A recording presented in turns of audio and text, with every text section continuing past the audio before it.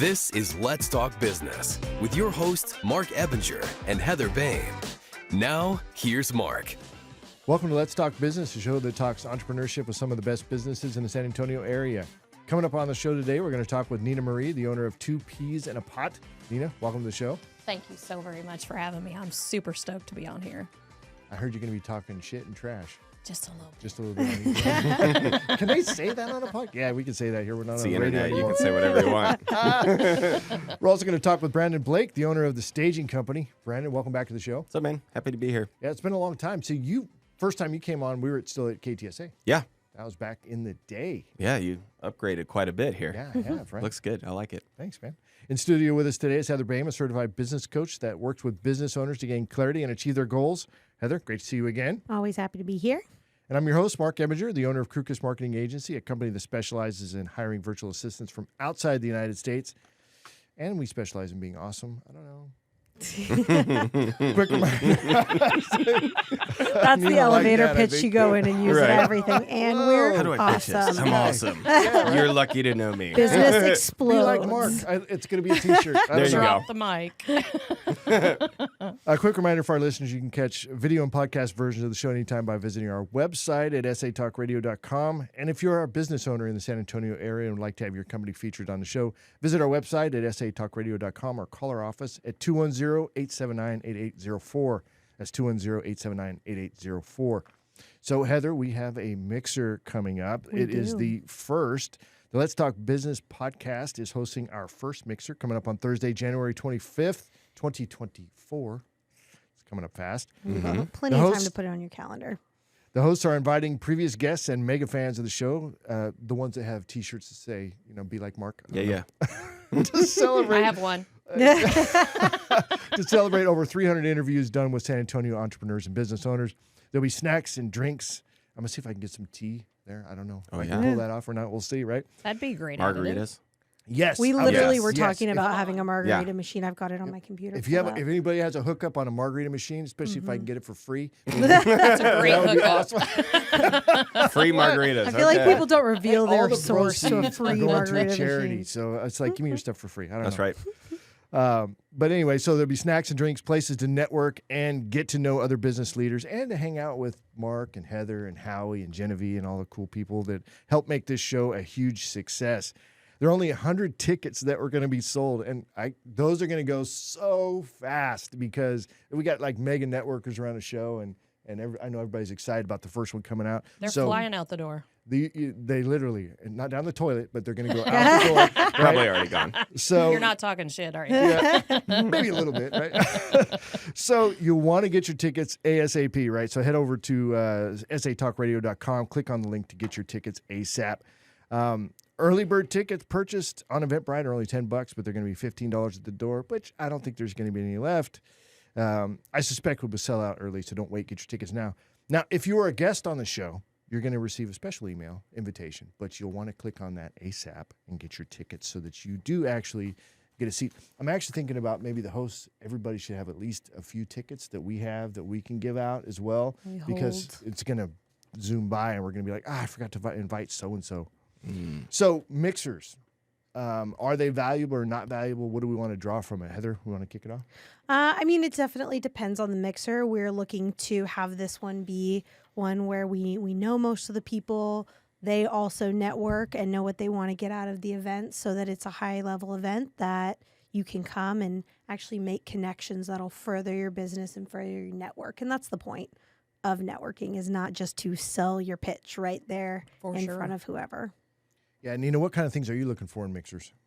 I always like mixers trying to seek out somebody who's a little bit on the shy side and kind of reserved and sitting off there to the side, and totally introduce myself, and hopefully it opens them up and makes them more willing. And a lot of times those people are the ones, because they were so shy, that they don't ever forget you. And they're like, there's this girl, she owns porta potties. We're having an event. Let's go get some. I mean, I always try to help out in regards to gaining something but giving while I'm there. What would make it a success for you if you're going to? And so the reason why I'm asking these great questions is because of Heather. Yes. Is because she's my business coach, right? So she asked me these great questions to help dig into this stuff. But what would make, spending 2 hours at a mixer, what would make that successful and worth the time for you? Oh, if I walked away with some event contacts, I walked away with maybe a nugget of information that I never thought of before, how better to take care of my employees or better to serve a customer, walking away with having somebody who's in the construction space that is in need of porta potties. I mean, nuggets are great at the end of the day, and contacts are amazing, and they may not be needing you right then and there, but it's cultivating that relationship, like Heather says, that at the end of the day, when they need you, they remember you. Now, Brandon, something she didn't say was she didn't say margaritas, and she didn't say Alcohol and drawings, right? snacks. Free stuff that maybe you want and maybe you don't want. So what are things you would be looking for if you're going to spend, because I know your time's super valuable as well. What makes it worth it to go out to a mixer for 2 hours? So it's funny. One of the interview questions that I ask salespeople is you walk into an event with 300 people in there, kind of set the space. There's a bar, there's a live band. What are you doing? And it was funny. In one of the interviews, somebody's like, well, I'm not going to go to the bar. I was like, Yes, you do. okay, That's where interesting. everybody's at, right? Exactly. That's where everybody And goes. she's like, I don't know, what would you do? And I'm like, well, the first thing I would do is go to the bar, order a margarita, and say, hi, I'm Brandon. Done, right? Sales comes down to two things, making friends and monetizing those friendships. Oh, nice. Absolutely. Boom. There's a nugget right there. I'm going to make a clip out of that. I'll You tell should right make a now. clip out of that. Yeah. And I'm going to do it for free. You can't charge me for it.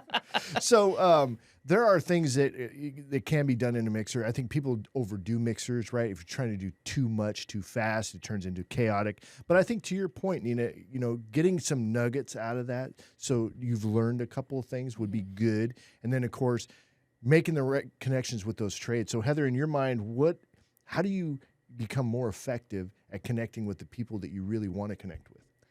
I feel like if you can get good at asking questions, people love talking about themselves and their business. And a lot of the times, rather than just telling them all about you, if you just ask them what they do, you can figure out if and where you can add value to them at a higher level, rather than just assuming that whatever you have and what you're offering is needed by everyone that breathes, which, let's be honest, that's a lot of people to try to sell to. But you may not fit their exact customer profile, or you may not have them be your exact client, but you could connect them to someone. You could have knowledge in a different area. And by just adding that value wherever they need it, they're going to remember you. And then, if you're selling a specific item, they may not need it right now, but when they do, or when they come across someone, they're a lot more likely to recommend you than Great someone point. else. Yeah, Great because point. they enjoyed talking with you. They didn't feel like you're looking to take, you're looking to add value. When I sit down for, coffee or whatever with somebody, I looked at, what do you need? What kind of referral are you looking for? And if I have them in my Rolodex, be like, you know what? I think you'd be a good connection for this. Let me go ahead and make that for you right now, if we can. Yeah, or even Situation. nugget, or business owners business has been hard forever, but ever since 2020, it's like the world is adapting so much that the value that we can add to each other is not in the sale, but it's like in the struggle, like, hey man, how's life? Where can I help you? And sometimes you drop those nuggets, but you got that nugget through blood, sweat, and tears, and you learned that lesson the really hard way. And that can add value to somebody's life as well. Yeah, saving them the hardships that you went through to get them there. Mm-hmm. Absolutely. And you don't even have to come with nuggets, because I went to a networking event and I was talking to someone and they weren't my ideal client profile. I didn't really have anything, but he told me what he was looking to meet at the mixer. And I was like, oh, I met that lady about 5 minutes ago. Let me just point her out and bring you over and Yeah. introduce you. And so it's something I didn't come to the mixer with, but You bridge the gap. he bridged the gap. He may Yes. or may not have met her organically, but I made sure he met her then. So it doesn't need to be a high stakes situation. You can Sure. just go read the room. Absolutely. That's why point one is always make friends. I was just drinking my coffee this morning, scrolling through some reels, and that scene from Ted Lasso where he's in the darts competition, and he's you're talking about the difference between curiosity and judging, and he's like, all these people judge me, and all these people judge me, and if they had just stayed curious, for one, and it's a beautiful scene because he's like, you'd ask questions like, play a lot of darts, Ted, and he just crushes the dude, But I think so many people are, giving up that friends aspect of sales. You got to get out there, get to know people, make friends, be curious, because there's fascinating people in this world. Without question. Well, yeah, and so this is why I do what I do, because it's about creating and cultivating meaningful relationships within a short space of time by bringing people to me, Yeah. and then adding value all along the way. Yeah. Absolutely. So that's why I do what I do. But it's in my lane. It's podcasting is not in everybody's lane. And of course, I mean, I have, I don't know, 6 full-time employees that help me work this podcast in order to make it a success. But, Sure. it takes work, but it works at the end of the day. And I love, to your guys' point, is adding value at every opportunity, because that raises that likability factor pretty good. Absolutely. Helps with getting business. Awesome. All right. Well, let's get into the first segment here. First up on the show is Neenah Marie, the owner of Two Peas in a Pot. Neenah, excited to have you here. You are a go-getter. You have a great personality, great attitude, and you lead with giving. That was apparent right away when we were on the podcast. Thank you. Thank you. Thank you. You bet. So tell me about the name, Two Peas in a Pot. What is the inspiration there? Super funny. I started off in the dumpster business and decided about 5 years in to lean towards the potty side of things. And roundtabling for names was definitely a thing we had to do after 2 years of research in the industry. And one of the names we came up with, of course, there's a little wine involved, maybe a margarita or two, was Aristocrat. All right. I have a very high standard, and so I wanted that standard to go with the name, kind of be a, and so Aristocrat was one, but then we realized it couldn't go in a church parking lot or a school, so we had to take the word crap out. And my husband and I, we are not honeymooners anymore, but we act like it from time to time. We happened to be out in public, and he laid a big one, fat kiss on me, and lo and behold, this lady comes up and she was like, "Oh my God, you guys are like 2 peas in a pod." And I went, "Oh, that's it. 2 peas in a pot. P-E-E-S. You know, like you take 2 peas in a pot." And everybody's like, "Oh my gosh, that's it. That's it." That's where she's been ever since. So, of course, then my logo had to have 2 little peas sitting on a potty, as cute as can be. So. Right. All happy. And It's the Yes. cutest potty logo I've ever seen. I saw a train going by on Saturday, and I was looking for 2 peas in a pot on the end of that train. I was like, well, because what I love about Neenah is she didn't enter. She started out in the dump industry, but when Yes. you started thinking about potties, it doesn't seem like you thought small from the beginning, like before you even started potties. Sure. So what made you inspired? Because you're franchised, you're a name now, you're nationwide. Where did that inspiration come from to not just say, "Oh, I'll just add potties, but I'm going to go big"? I think it mainly was I'm an entrepreneurial spirit, a single mom who's driven like nobody's business. So I'm always looking for complementary things for what I currently have as base business. And a lot of my contractors, had inquired about getting involved with potties because the service here in San Antonio was horrendous, and we've all been in them. We've all had that horrible experience, and I didn't know anything about it, but I wanted to learn a little bit about it. And because my dumpster side of things is a franchise, so I'm not only a franchisor, I'm a franchisee, and you learn a lot along the way. I'm a firm believer in making sure I got all my I's dotted and T's crossed before getting in something like that. And so I did 2 years of research. I've continued to do research as a franchisee because I'm that. And so having that combination together, and then when everybody saw the logo that I came up with, they all said, "You've got to franchise this. You are such a helper.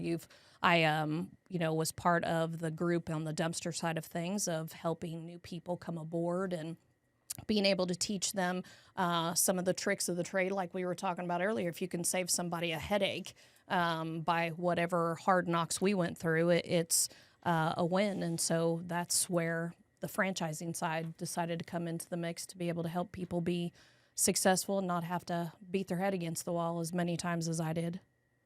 So tell me about your background a little bit, how you ended up in the 2 peas in a pot business. I actually started out in the trash business in Corpus Christi. I worked for the largest manufacturer of manufacturers, poor word, the largest provider of trash service in Corpus. He stated that to work for him, I needed to work in every actual department, so sales, out in the doing dispatching. There wasn't finance, the whole 9 yards. And I got a huge dose of an education. And when my son went off to college at Texas Tech, guns up, he that gave me freedom to move. Corpus Christi was kind of a little bit more stagnant. They weren't growing as rapidly as what I was looking for. And so I then transferred over to San Antonio, and I was working at a waste company here locally on lunch hour. Lo and behold, looking for a friend for a job, and the company that I do the dumpster side popped up, and 30 days later I owned it, and that was in 2011. One of my huge accomplishments in life, other than being a mother, is that I'm a licensed airframe and power plant mechanic. And having that luxury and that knowledge of being a mechanic allows me to maintain all of my vehicles, make sure that we have the right people in place, the maintenance, the day-to-day from the month to the big major powertrain issues that we have. All of that I have a firm grasp on, and so it's been a huge benefit to have that back in my wheelhouse. So what I love is you have basically a lifetime of experience as a mechanic, and then in the trash industry that you brought into your business at Dump That SA, and then of course have built out your franchise. But what I find in a lot of entrepreneurs is there's a bit of impatience there. It's like, I want to go, and it can lead to struggles. You've kind of seen both sides of that, because 30 days later, you owned that business. Yes. So where was that balance of spending the time that you now utilize to learn to be that mechanic, to be in the trash industry for a good amount of time before you jumped into this? How would you recommend for someone out there listening who's just impatient to get started and go, they balance that experience versus action? That's a really tough one for me, because I have no fear, and luckily my husband has fear, and he's the one who reins me in often, saying, hold on, we just did this. Slow your roll, fighter pilot. Well, quick interruption. That's a definition of a successful marriage there, right? You've got one that's a hard charge, and you got one that says, hang on a second, we need to make sure we can pay for all this stuff you want to do, right? Yes. He's absolutely amazing and definitely reels me in. He's not involved in any of the other businesses other than support.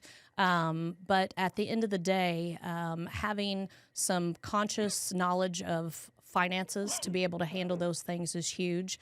If you don't, getting involved with someone like yourself to be able to help walk somebody through that. When I started the dumpster side of things, I just took off running. I cashed in my retirement. I was a lot younger then, and I was like, I'm going to figure it out. I'm going to make it or break it now. I made a shit ton of mistakes along the way. We all do. Some were expensive, some were not so expensive, but there are no free lessons, none.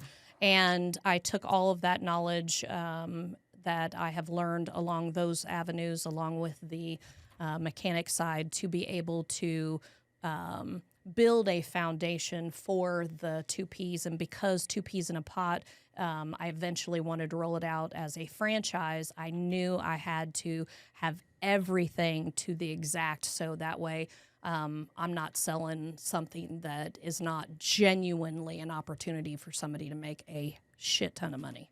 Yeah. I like the use of the adjectives there. It's very on They're brand. stuck in my vocabulary. I'm going to hone in a little bit on, so the porta potty experience, my wife hates them. Yes. Absolutely. We'll avoid them at all costs. I'll hold it. I'll have to go to the clinic afterwards because I held it too long. Whatever that's going to look like. So I'm your girl. it's not a pleasant one. So what do you guys do to make it more pleasant? Because this is something that you brought up, so I want to dig into that a little bit. It is so true. There is a standard that there is no potty that goes out in the field that is not clean enough for Neenah's bougie hiney to use. We provide different levels of chemicals in these units that are not only non-hazardous to the environment, but they are amazing. And the resins that are on these potties are a little bit on the porous side. So it allows the cleanliness and the scents of the sprays and the different products that we put in there last longer. Plus, we are also in an industry that water evaporates, and anything that doesn't stay submerged causes a smell.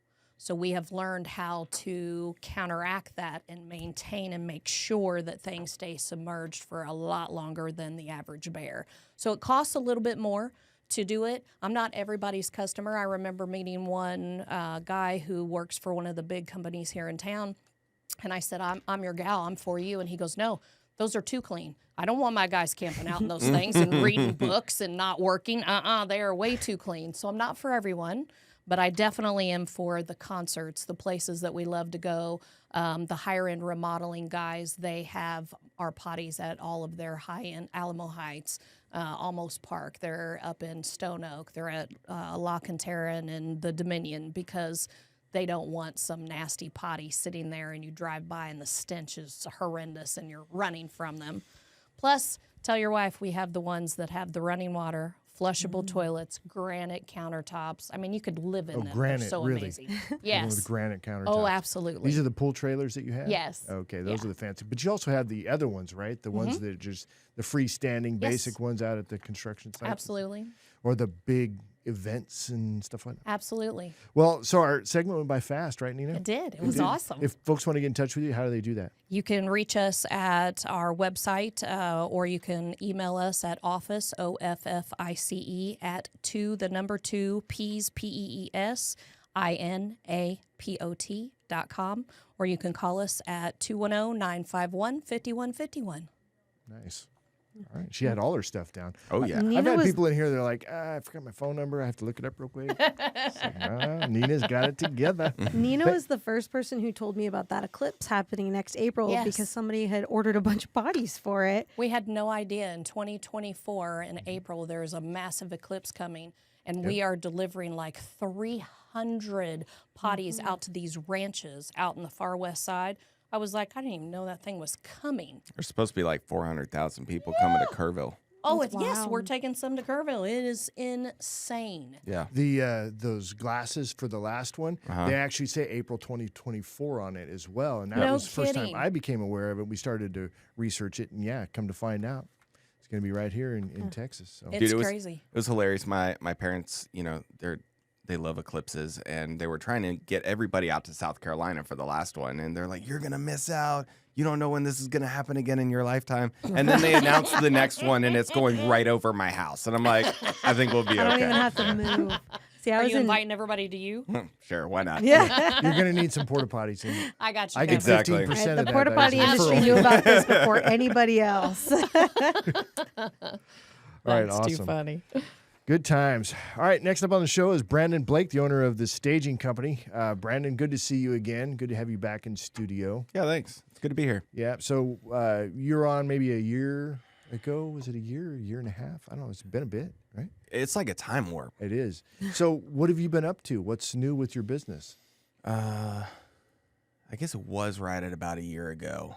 I had the Florida company for Yeah, sure. you did. Yeah. So 2023 has been just about optimizing and scaling. I don't know if we'll go the franchise route, but we do want to make sure that all of our systems are in place for whatever comes our way. We've grown, probably like doubled in employee count, and trying to scale out a sales team. Scaling out a sales team is hard. Scripts and all the stuff. Like, yeah, it's a whirlwind because I'm in my Kerrville office, just kind of in the dark, in front of a computer, and just like writing out playbooks for everything. And it's Have you ever thought of hiring?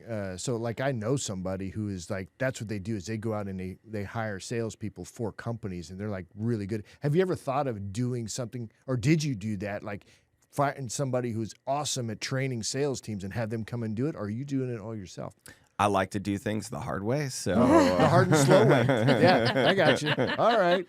No, experience. I spend a lot of time just on the phones, recording a lot of what I say and then transcribing a lot of what I say, using various different AI tools to just transcribe what comes, it's just like second nature to me. Now I'm able to transcribe it and create playbooks and stuff like that. So, now my next goal is I've got 4 really promising people. It took a lot of churn to get there, but I've got 4 really, really promising people. And now it's like, okay, how can I duplicate myself in them? So that's the next big challenge, but I'm excited for 2024 because it was a hard year to get there. So, how are you marketing? What's your marketing outreach? What are you doing there? So it's interesting.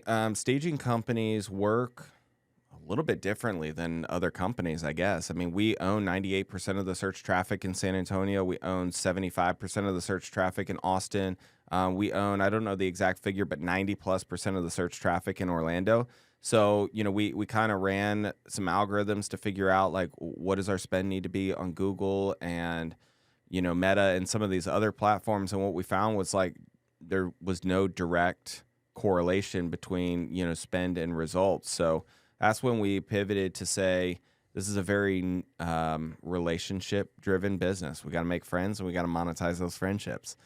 And so that's when the tactic to support the strategy shifted to, let's onboard a sales team. Let's get people out in public. Let's get them wearing our brand. Let's get them making friends, and so, I mean, I guess Zillow kind of gives us a list that we can cold call, and that's cool. We're making good friends off of that. But, then we do stuff like this. There's 10,000 homes, 10,000 active listings inside of 1604 right now. So if you're listing 2,574 on page 38 of Zillow, how confident are you that you're going to sell that house? And what I'm hearing all the time is that we're back in like 2019 where, I heard the other day, it's normal for houses to sit on the market for 200 days. I'm like, no, it's not. 200 days. Wow. 200 days. So an agent told me this is normal. And I said, no, it's not, because I got 23 case studies just from last month alone where it was on the market for 90 days and they take it down. We stage it. It's under contract in 3. So that's my normal. I don't know what your normal is. But, it's just getting that message out to as many people that want to hear it. And you run into people all over the place, investors. I mean, you had Chris on the show. Like, Chris would run into people at volleyball games and swim meets and stuff like that. And they're like, oh, I wish somebody would talk to my agent about staging. He's like, give him my number. I'll talk to your agent about staging, So do you find your industry kind of counterbalances the market? So when the real estate market is super hot, it's a little lower. And then when it starts to slow down, you guys pick up a lot? Exactly right. Yeah, and I mean, so shifting into 2020, 2021, there's two sides of the statistic. One side of the statistic is that staged homes sell for about 15% more than vacant homes. The other side of the statistic, where we haven't talked about really in like 3 years, is that they sell 88% faster. And that number is actually so good that it kind of becomes like nebulous to people. And you have to be like, oh, your house will at least sell a month faster. Because 88%, that's a massive number. But 23 in a month, that was an exaggeration. But I have 23 case studies from Q2 and Q3 of this year that they were on the market for, 70, 90, 120 days. They took them down. We staged them under contract in 3 days. And that's in both, we're in 3 markets, Austin, San Antonio, and Orlando. Mm-hmm. All 3 markets are showing the exact same numbers. So I have a really important question to ask. How would you stage a porta potty? Well, there's great greenery. If it's one of the granite ones, one of the granite ones, we're gonna do some greenery. Absolutely. Absolutely. Make it feel greenery. That's it. What about a carpet? Or no, probably not a carpet. You don't want a carpet in a porta potty. Mark, are you the person that puts carpet in a bathroom? Sure, there's some amazing stuff in that warehouse for these homes. There's some great stuff, and it's. We do the Airbnb stuff too. And because we're a staging company, we can do anywhere from like luxury on LBJ all the way down to, I have a fix and flip. We're going to put it on Airbnb. What used staging furniture do you have to help pull this off? So, yeah, we can solve any problem. Tell me about that. So Airbnb, you're staging for long term as opposed to short term, right? It's not just for selling a house. Themes, because I've heard some crazy stories about go on our cool Instagram stuff. Yeah, so tell me, what kind of things are you doing for vacation rental homes? Yeah, so our target client when it comes to vacation rental homes is usually the person that lives out of town, and they're like, hey, I ran my pro forma numbers and I have this much to put into furnishings. What can you do? And we have experience. I think we've done about 50 or so of these at this point.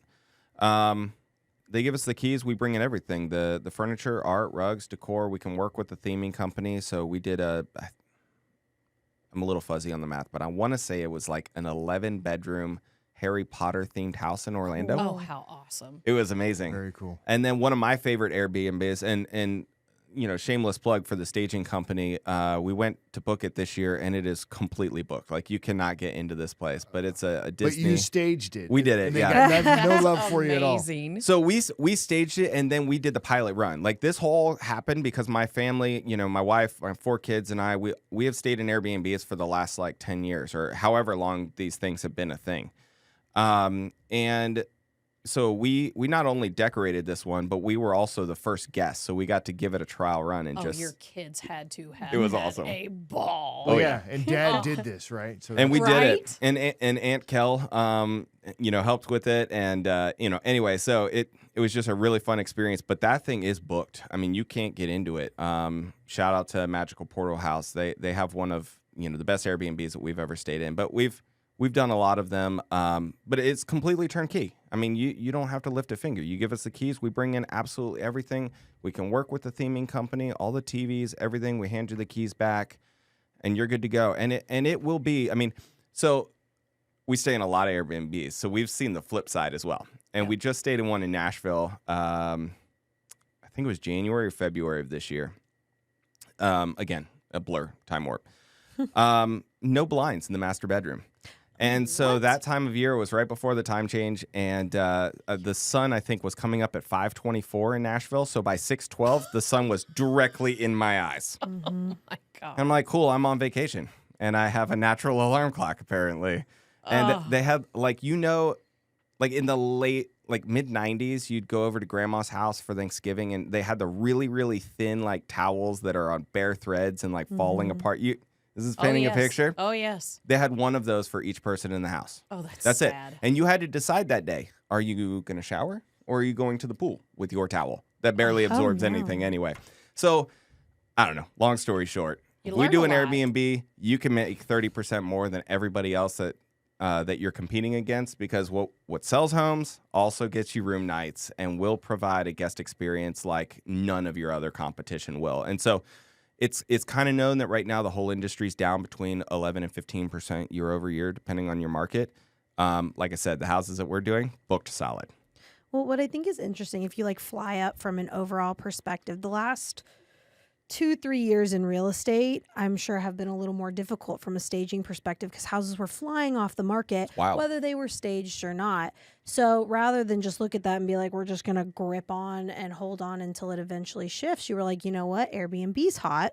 Why don't we furnish Airbnbs? And now it's kind of going the opposite way. Airbnb is heavily getting regulated in a lot of cities. It's starting to become less popular for investors, but boom, you rode it through, and now the staging for real estate comes back in. And don't you, when you're looking, you're on the Airbnb or the VRBOs, and you're doing it visually. Mm-hmm. And if you have some amazing furniture in there and the place just looks so decked out, that's part of your vacation. That's part of your allure. And for you to be able to provide that, to me, is a genius move. I'm all about aesthetics when I go traveling. And that sets it above and beyond. So going to the bathroom. Absolutely. I was going to say that's the Size first layer matter. to it.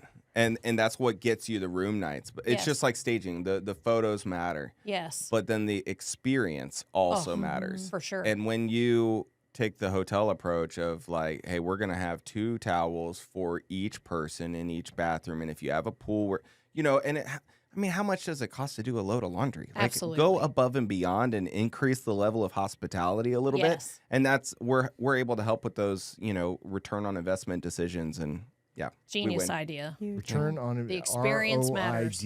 return on investment decisions. Ooh, love it. I coined that too. I get a Trademark. Royd. You just said Royd. Royd. I said Royd. I didn't Get your say it Royds out in order, loud. okay? You did. We got the Royds over here at the staging company. This is the good stuff. All right, Brandon, if folks want to get in touch with you, how do they do that? Sure. Website, thestaging.co. That's thestaging.co.